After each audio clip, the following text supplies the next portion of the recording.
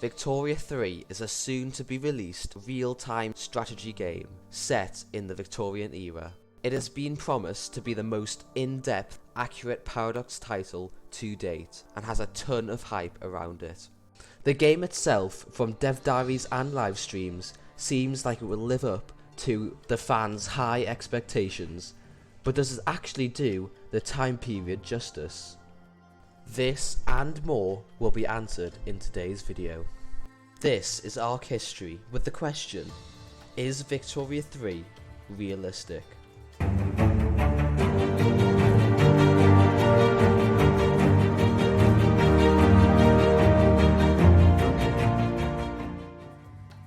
Victoria 3, set between the years 1836 and 1936, is a long-awaited sequel to Victoria 2, a cult classic decade-old game with a still flourishing fanbase.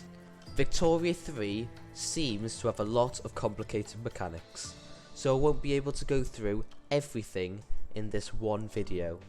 I'm only going to talk about the similarities and differences between the game and the real time period which it simulates. The political system in Victoria 3 is ran off the back of interest groups.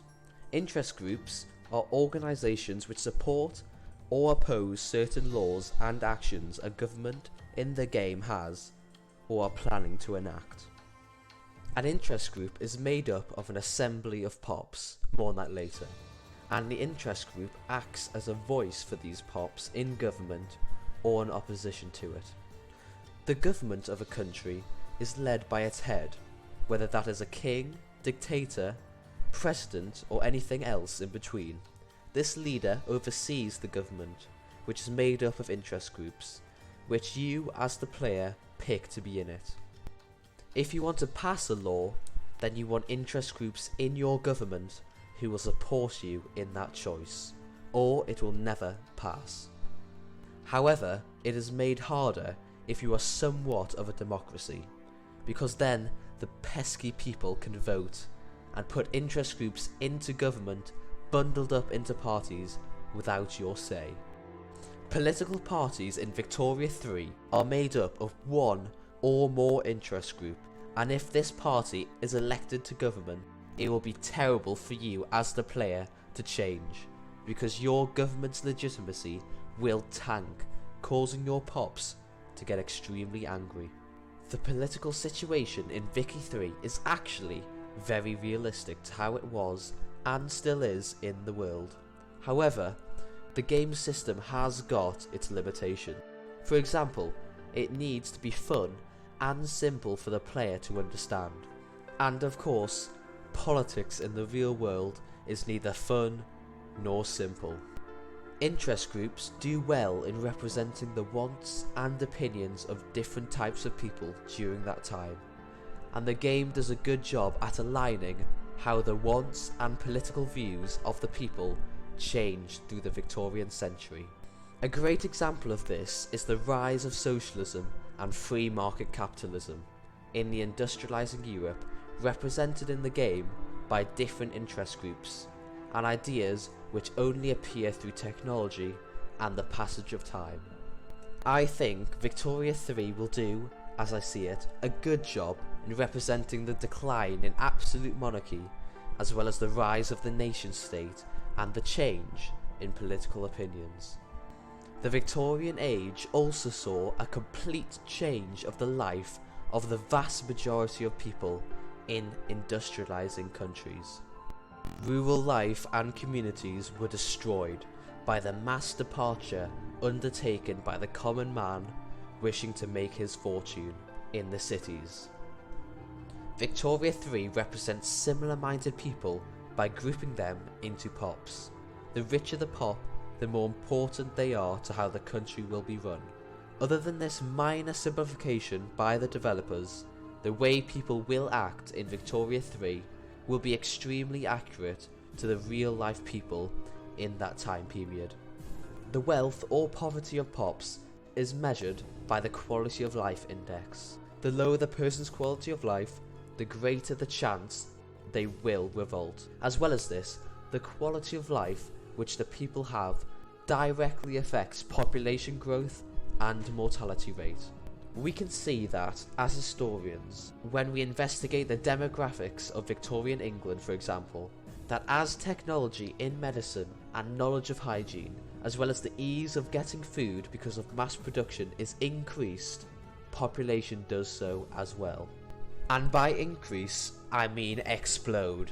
The population of England in 1800 was 10.5 million, and by 1930, near the end of the game, it reached 46 million people. Whether or not the game will actually represent this is still unclear, and we will have to wait for the game to come out in October the 25th to know for sure. Diplomacy in Victoria 3 works in quite a simple way compared to how it was during the real Victorian period. However, it largely gets most things right and simulates every aspect apart from one pretty well. I support the devs' decision to reform the way war is fought in Victoria 3. I think the new system, where you focus on supplying, arming and managing your troops as a player, is far better for the time period that Victoria is set in.